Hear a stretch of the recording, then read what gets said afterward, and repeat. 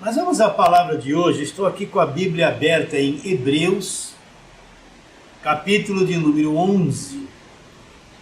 E nós vamos ler os dois últimos versos de Hebreus 11. É o verso 39 e 40. Então vou ler. Ora, todos esses que obtiveram bom testemunho por sua fé, não obtiveram, contudo, a concretização da promessa. Olha o que eu estou dizendo para vocês, estou lendo aqui. Todos aqueles que tiveram bom testemunho por sua fé. Contudo, eles não concretizaram, a promessa não se materializou na vida deles. A promessa não foi concretizada na vida deles. Por quê? Olha o verso 40. Por haver Deus provido coisa superior ao nosso respeito, para que eles, sem nós, não fossem aperfeiçoados. Por que a promessa não se concretizou para eles? Porque eles, sem nós, não poderiam ser aperfeiçoados, porque Deus proveu coisa superior ao nosso respeito. Mas você poderia perguntar, pastor, quem são essas pessoas que Paulo está dizendo a respeito deles? Nós vamos ter que ler Hebreus desde o capítulo 1 para você entender quem são eles. Alguns são antes da lei e outros viveram no regime da lei. Alguns viveram antes que houvesse lei e alguns viveram depois que a lei foi dada. Então vamos lá. Esse capítulo 11 de Hebreus são os heróis da fé, o pessoal do Velho Testamento que acreditou, que fez coisas extraordinárias no tempo deles, através daquilo que eles acreditaram. Então vamos ler aqui, Hebreus 11, 4. Vamos ler. Pela fé, Abel ofereceu a Deus mais excelente sacrifício do que Caim, pelo qual obteve testemunho de ser justo, tendo a aprovação de Deus quanto às suas ofertas, por meio dela também, mesmo depois de morto, ainda fala. Então, ele começa dizendo que Abel teve fé e ofereceu aquela oferta a Deus, foi aceita por Deus e obteve um testemunho de ser justo, um testemunho de Deus dado a ele. Mas eu pergunto isso para você. O que Abel, com aquele sacrifício daquele animal, entendeu do evangelho da graça de Deus? Ele teve fé? Teve. Mas ele não conheceu nada do que aconteceu da cruz para frente. Ele não conheceu nada daquilo que Paulo escreveu. Vamos para frente. Olha um homem que teve uma fé extremamente grande. Pela fé, Enoque foi trasladado para não ver a morte.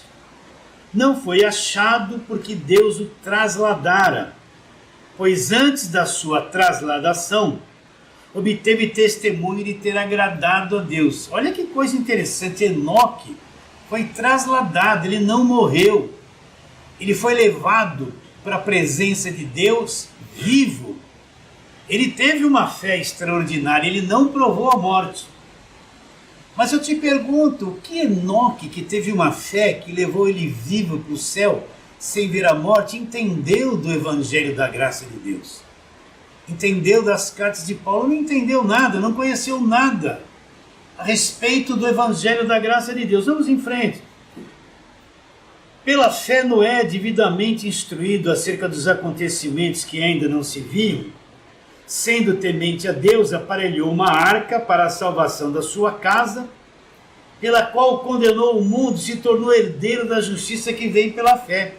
Você conhece a história de Noé? Deus vai destruir toda aquela geração, a violência estava solta na terra, o desígnio do coração do homem era extremamente maligno, e todo ser vivente havia se corrompido o seu caminho. E Deus vai dar cabo de toda a carne, mas Noé achou graça diante de Deus, e Deus deu um projeto para ele, construiu uma arca, e salvou ele e a sua família. Vamos em frente.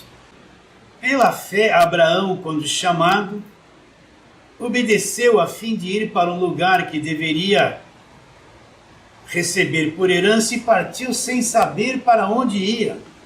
Pela fé peregrinou na terra da promessa como em terra alheia, habitando em tendas com Isaque e Jacó, herdeiros com ele da mesma promessa.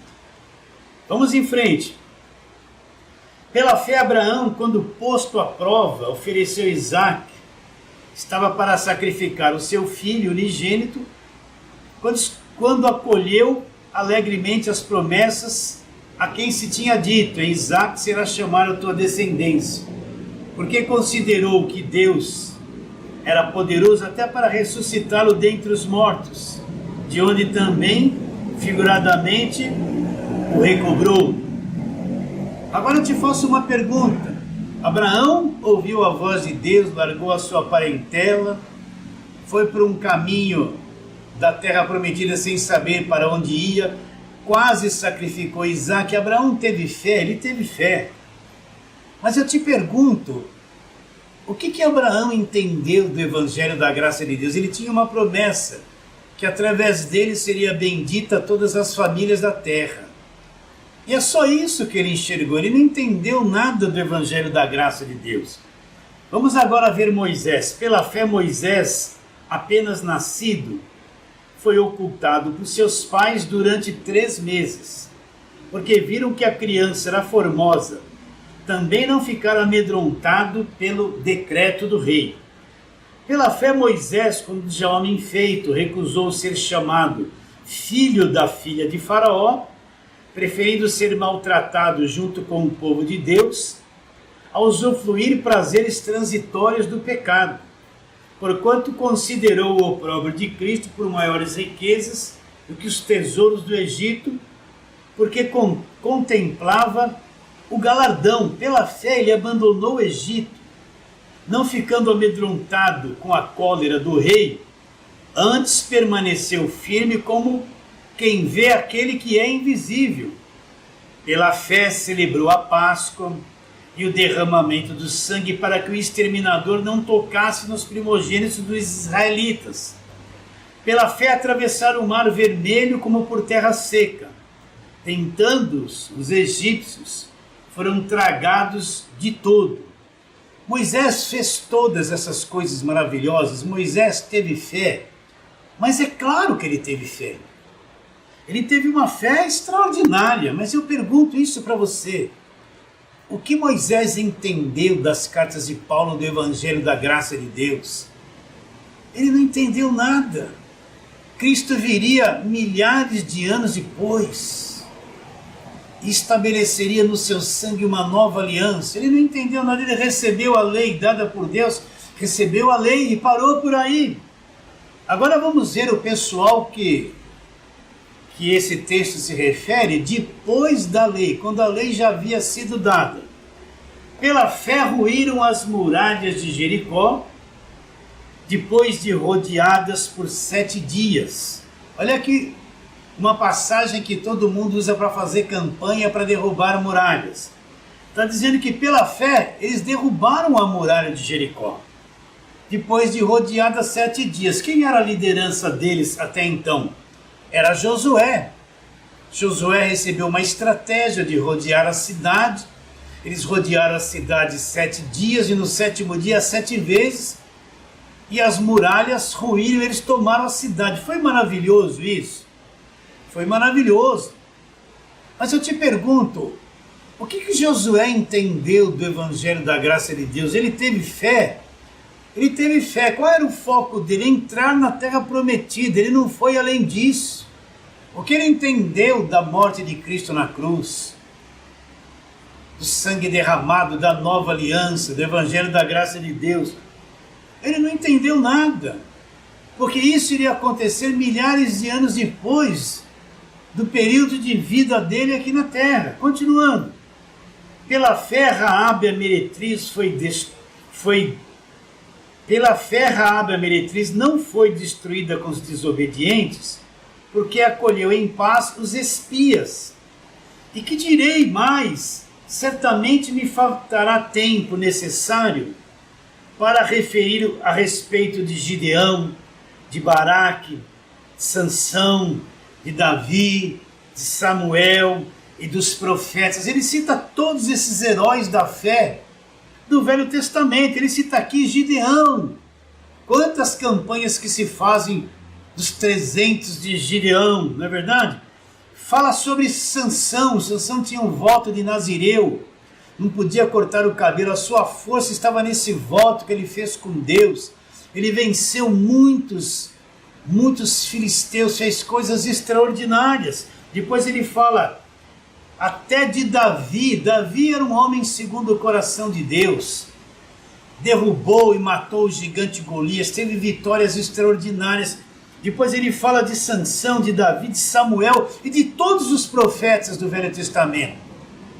Que todas essas pessoas foram pessoas de fé, que acreditaram em Deus, mas eu lhe digo o que eles compreenderam do Evangelho da graça de Deus, da morte de Jesus na cruz, do sangue derramado, da nova aliança, das cartas de Paulo. Não entenderam nada. Alguns deles tiveram um vislumbre, como em Isaías 53, que ele teve a visão do Cristo pregado ali na cruz, levando sobre si as nossas dores e enfermidades, a nossa culpa. Mas o que ele entendeu do Evangelho da graça de Deus?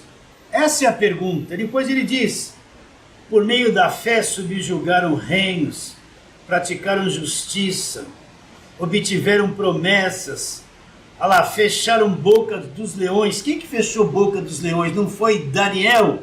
Daniel teve uma fé extraordinária. Deus fechou a boca dos leões por causa dele. Extinguiram a violência do fogo, escaparam a fio da espada, da fraqueza tiraram força, fizeram-se poderosos em guerra, puseram em fuga exército de estrangeiros. Mulheres receberam pela ressurreição seus mortos.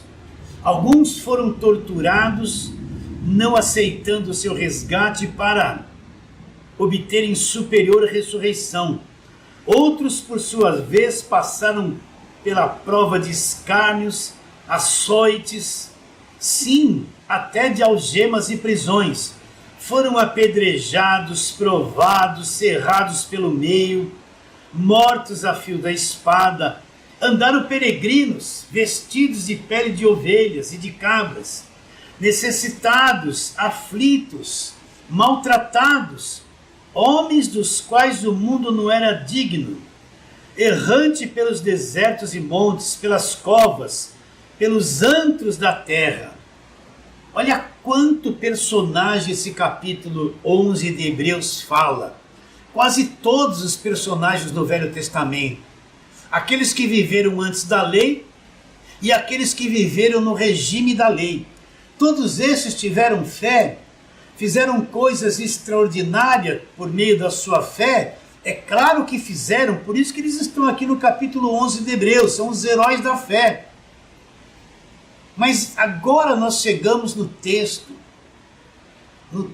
que eu li para você. Olha lá, todos eles obtiveram bom testemunho por causa da sua fé.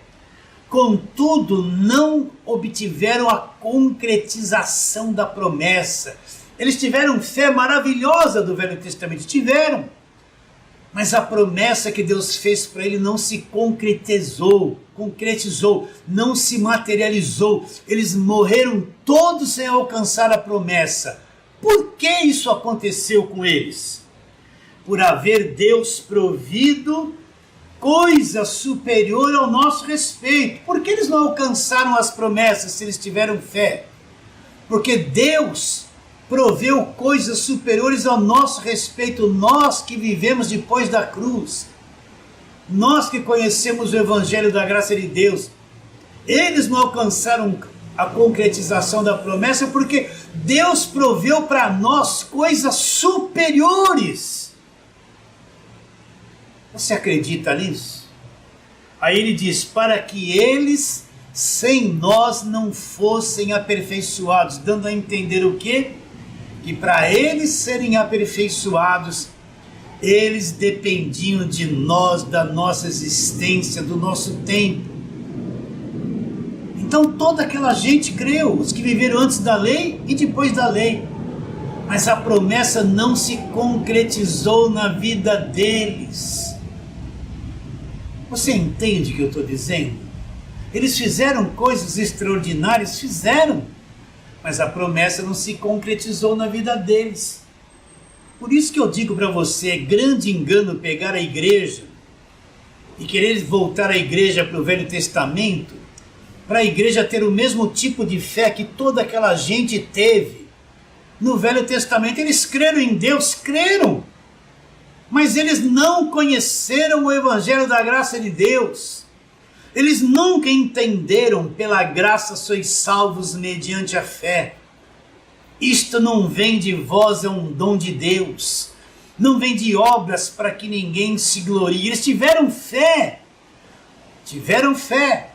mas nunca conheceram o Evangelho da graça de Deus que nós, eu e você, conhecemos hoje. Por isso que o texto diz que eles, sem nós, não poderiam ser aperfeiçoados. Mas pastor, você poderia perguntar, por que eles não alcançaram a promessa? Agora nós vamos entrar no Evangelho da graça de Deus. Vamos lá, Gálatas capítulo 3.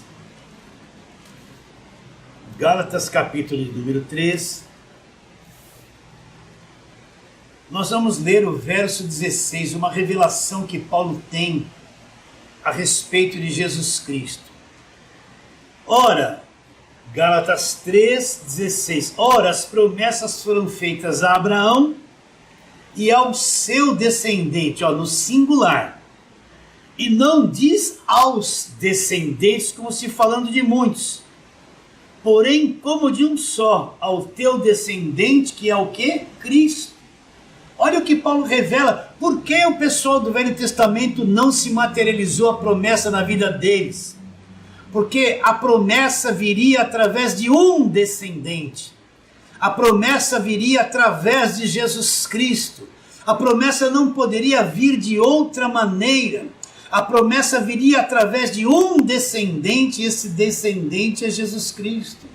Então, como poderia a promessa se concretizar na vida deles, se Cristo não havia vindo ao mundo ainda? Se Cristo não havia derramado o sangue dele? Se ele não tivesse se oferecido como sacrifício perfeito na cruz?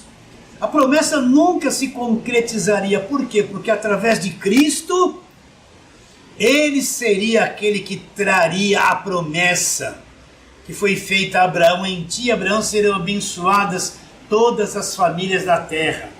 Você entende o que eu estou dizendo? Então, quem é que traria a promessa? Quem é que seria o portador da promessa? Quem é que seria o descendente que faria a promessa se materializar na vida de todos? Esse descendente é Jesus Cristo. E como essa promessa se concretizaria na vida das pessoas que creem? Através do seu sacrifício perfeito na cruz do Calvário e do seu derramamento de sangue.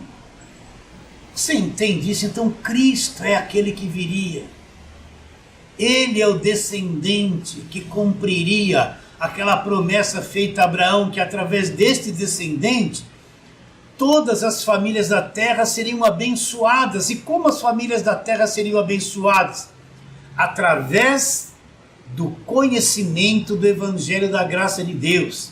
Então aquela promessa feita a Abraão, que todas as famílias da terra seriam abençoadas, viriam através de Cristo. E como isso viria? Através do Evangelho da graça de Deus. Você entende o que eu estou dizendo? Então todos eles morreram lá no passado.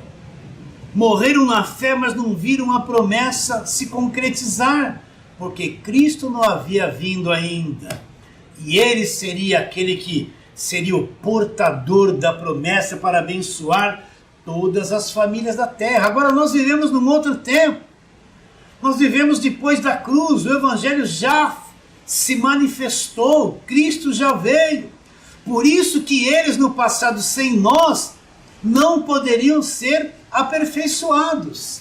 E como é que vai ser aperfeiçoados? Através do Evangelho da graça de Deus, do conhecimento do Evangelho da graça de Deus. Você entende esse leitinho que eu estou te dando, esse feijãozinho, esse arroz? Olha que coisa extraordinária, como se eles no passado dependessem de nós. Porque eles sem nós não poderiam ser o quê? Aperfeiçoados. Compreende isso? Vamos um pouquinho para frente, Hebreus capítulo 8. Hebreus capítulo 8, vamos voltar lá para Hebreus, para nós vermos que a forma que Cristo traria a bênção para todas as famílias da terra é o seu sacrifício perfeito através do Evangelho da graça de Deus. Então vamos lá, Hebreus 8, capítulo 6 em diante, vamos ler. Agora, com efeito, obteve Jesus ministério tanto mais excelente, quanto ele é mediador de superior aliança, instituída com base em superiores promessas. Então, olha que coisa interessante. Cristo agora é o mediador de uma aliança superior, que é a nova aliança no sangue dele, com base em superiores promessas. Ou seja, a nova aliança é muito superior a tudo aquilo que foi prometido na velha aliança. Essa nova aliança que Cristo trouxe, as promessas são superiores a tudo aquilo que foi oferecido, a todas as promessas feitas através da velha aliança da lei de Moisés. Então eu vou ler de novo, olha, está escrito assim. Se está escrito é verdade, olha lá. Agora, com efeito, obteve Jesus ministério tanto mais excelente. Agora entenda, quanto ele é mediador de superior aliança, instituída com base em superiores promessas. Então a nova aliança, esse evangelho da graça de Deus, é superior à velha aliança. E é instituída com superiores promessas. Continua. Porque se aquela primeira aliança tivesse sido sem defeito, de maneira alguma estaria sendo buscado lugar para uma segunda. O que Paulo está dizendo? Que se aquela primeira aliança, onde eles viveram no passado, tivesse sido sem defeito, não haveria necessidade de se buscar uma segunda aliança. Então o que isso revela? Que a velha aliança, a lei de Moisés, aquilo foi uma coisa defeituosa. Aquilo tinha defeito, ela foi útil por um tempo. Quando Cristo vem e morre na cruz, tudo aquilo passa, não tem mais razão de ser. Por isso que Paulo diz em Romanos 10, 4, porque o fim de tudo aquilo, o fim da lei é Cristo para justiça de todo aquele que acredita. Então vou ler o mesmo verso de novo. Porque se aquela primeira lei tivesse sido sem defeito, de maneira alguma estaria sendo buscado lugar para uma segunda. Agora olha o que ele diz. E de fato repreendendo-os diz, eis aí vem dias, diz o Senhor, que firmarei nova aliança com a casa de Israel e com a casa de Judá. Não segundo a aliança que fiz com seus pais, no dia em que tomei pelas mãos, para os conduzir fora da terra do Egito, pois eles não continuaram na minha aliança, e eu não atentei para eles, diz o Senhor. Porque esta é a aliança que firmarei com a casa de Israel depois daqueles dias, diz o Senhor, na sua mente imprimirei as minhas leis, e também no seu coração as escrevereis, e sereis o seu Deus, e eles serão meu povo. E não ensinará jamais cada um ao seu próximo, nem cada um ao seu irmão, dizendo, conhece o Senhor? Porque todos me conhecerão, desde o menor até o maior deles. Pois para com as suas iniquidades usarei de misericórdia, e dos seus pecados, jamais me lembrarei. Quando ele diz nova, torna-se antiquada a primeira. Ora, aquilo que se torna antiquado e envelhecido está prestes a desaparecer. E desapareceu? Desapareceu. Então Cristo, através de Cristo, ele era o portador da promessa. Ele veio trazer a bênção para todas as famílias da terra, através de quê? Seu sacrifício perfeito e da revelação do Evangelho da graça de Deus. A primeira aliança estava cheia de defeitos. A nova aliança é uma aliança eterna, perfeita. E deixa eu abrir um aspas aqui. Não acabou nos anos 70. Isso é tolice. Você entende o que eu estou dizendo, meu querido irmão, minha querida irmã? Agora, vamos para Gálatas capítulo 3 e vamos ali ver uma coisa interessante a partir do verso 23. O que Paulo vai dizer a respeito disso? Mas antes que viesse a fé, estávamos todos sob a tutela da lei e nela encerrados, para essa fé que de futuro havia de revelar-se, de maneira que a lei nos serviu de aio para nos conduzir a Cristo, a fim de que fôssemos justificados por fé, mas tendo vindo a fé, já não estamos mais subordinados ao aio. Olha o que Paulo está dizendo.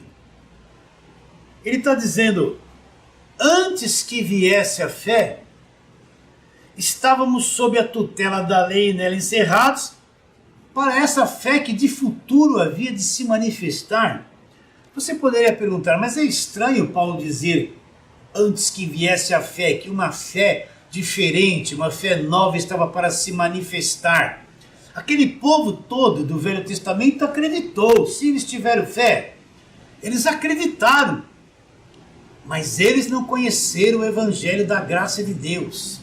Então que fé é esta que Paulo está dizendo que haveria de se manifestar? Uma fé que de futuro havia de se manifestar. É a fé produzida pelo conhecimento do Evangelho da graça de Deus. Quando a nova aliança se manifesta, quando o Evangelho é revelado ao apóstolo Paulo, um novo conhecimento chega até nós. Esta é a manifestação desta fé que Paulo se refere, que de futuro havia de se revelar. Então ele está dizendo, enquanto esta fé de futuro não se revelou, todos nós estávamos debaixo do aio, encerrados debaixo da lei. O que é o aio? É um condutor, não é? Vamos supor, a água vem da rua da sua casa. Para ela chegar nas torneiras da tua casa, tem que haver um condutor, um cano que leva e distribui a água para todos os cômodos da tua casa.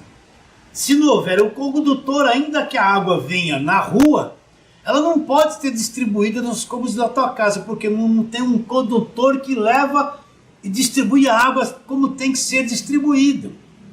Então ele está dizendo que a lei foi um aio, um condutor, que nos levou para Cristo. A lei foi dada através de Moisés, revelou a nossa natureza humana caída. E revelou também que para o homem era impossível salvar-se a si mesmo. A lei revelou que para o homem era impossível produzir uma obra que lhe desse condições de salvação. A lei mostrou que para o homem era impossível salvar-se a si mesmo. Você já descobriu isso? Você já descobriu que não existe nada que você possa fazer para salvar-se a si mesmo? Que o ser humano não tem poder para salvar-se a si mesmo? Mesmo que ele seja religioso, dentro de uma igreja, anda com a Bíblia na mão, dê glória a Deus, fale em línguas estranhas, tudo isso é inútil, porque o homem não tem poder para salvar a si mesmo. Quer ver uma coisa impossível para o homem? É salvar-se a si mesmo. Mas quem não entendeu isso, ele está se matando de fazer coisas para salvar-se a si mesmo. Ele acha que a salvação perde todo dia que ele comete uma falha, e no dia seguinte ele ganha ela de volta. Ele está se esforçando, porque ele acha que ele, para ser salvo, ele depende do esforço próprio dele. E aí é que está o grande engano. Porque pela graça sois salvos mediante a fé. Isso não vem de vós, é um dom de Deus, não vem de obras para que ninguém se glorie. Então a lei mostrou que o homem era incapaz de salvar-se a si mesmo, incapaz de cumpri-la.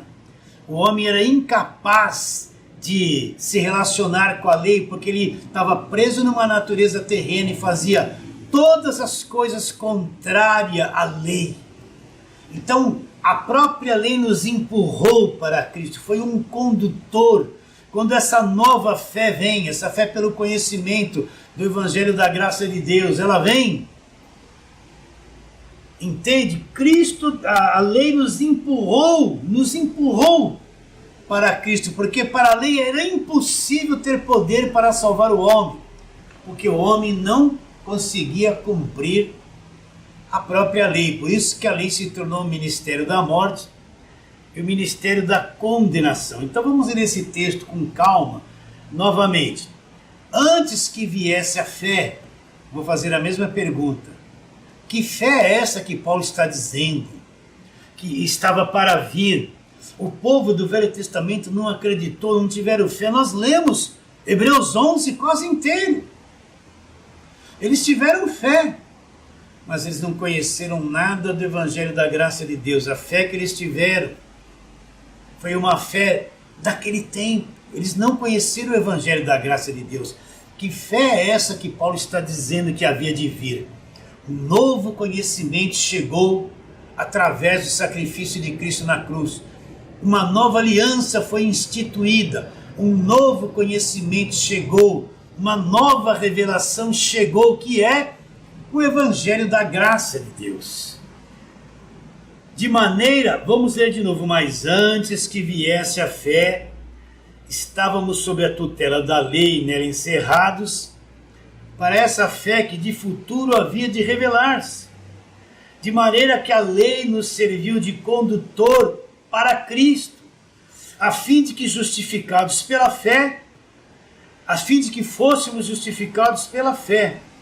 Mas tendo vindo a fé, quando essa fé chegou, não permanecemos mais subordinados ao aio. Então, quando esta fé do Evangelho, este conhecimento do Evangelho, esta nova fé chegou, nos libertou da velha aliança, nos libertou da lei, nos libertou do passado, nos libertou de tudo. Você entende o que eu estou dizendo? Tudo aquilo acabou. E ele diz para que, pois todos vós sois filhos de Deus mediante o quê? A fé em Jesus Cristo. Qual é o centro da fé evangélica? Não é a fé em Jesus Cristo? O que isso quer dizer? Que quando eu creio em Cristo de todo o meu coração, creio em Cristo de todo o meu coração, esta fé, ela veio posta dentro de mim pela graça de Deus. Eu creio em Jesus Cristo, então, pois todos vós sois filhos de Deus, mediante a fé em Jesus Cristo. Então esta fé em Jesus Cristo me torna um verdadeiro filho de Deus. Esta fé produzida pelo conhecimento do Evangelho da graça de Deus. Aí ele fala, porque todos quantos fostes batizados em Cristo, de Cristo vos revestistes. Então o que é ser batizados em Cristo? É quando eu creio em Cristo, eu passei a fazer parte do corpo de Cristo, passei a fazer parte da igreja, fui sepultado na morte juntamente com Ele, ressuscitei pela fé no poder de Deus, fui batizado em Cristo. E se eu fui batizado em Cristo, eu fui revestido de Cristo. O que é um revestimento? Suponhamos que você tem uma cadeira de madeira aí que foi da tua tataravó, naquele tempo que se esculpiam cadeiras de uma forma maravilhosa, né? Uma cadeira centenária você tem aí, ela está velha, estragada. Estofamento tudo se foi, o assento está totalmente estragado. Aí você contrata um reformador de cadeira. Ele vai trabalhar naquela madeira, ele vai invernizá-la, vai pôr um assento novo, vai dar um novo brilho, pôr um novo estofamento no assento, vai dar um trato nela, ela vai ficar novinha. Depois de pronta, você olha e fala, olha que coisa linda. Ela foi totalmente revestida, ela está totalmente nova, é uma cadeira centenária, mas totalmente nova. Ela foi revestida de um material novo, de uma vida nova. O que é ser revestida de Cristo? É justamente isso. Cristo veio e entrou em nós, veio fazer morada em nós, nos revestiu de uma vida nova, de um material novo, de um novo espírito. Nós somos revestidos como? Pela fé da velha aliança ou pela fé trazida pela nova aliança? Pela fé trazida pelo conhecimento do Evangelho da graça de Deus. Vocês estão percebendo a diferença? Isso parece uma coisa tão estranha, mas é uma coisa totalmente diferente. Agora vamos voltar lá em Hebreus capítulo de número 11, onde nós começamos, para concluirmos esta palavra. Vamos lá, Hebreus 11, e vamos ler os 2 últimos versos. Ora, todos esses, você já sabe de quem nós estamos falando. Quem são esses que Paulo se refere? São todos aqueles que viveram na velha aliança, antes da lei e no período da lei. Todos eles tiveram fé gloriosa, uma grande fé. Tiveram fé, foram os verdadeiros heróis da fé. Ele diz, todos esses que obtiveram bom testemunho por sua fé. Agora, o que eles alcançaram com aquela fé da velha aliança? Olha lá. Todos esses que obtiveram bom testemunho por sua fé, não obtiveram, contudo, a concretização da promessa.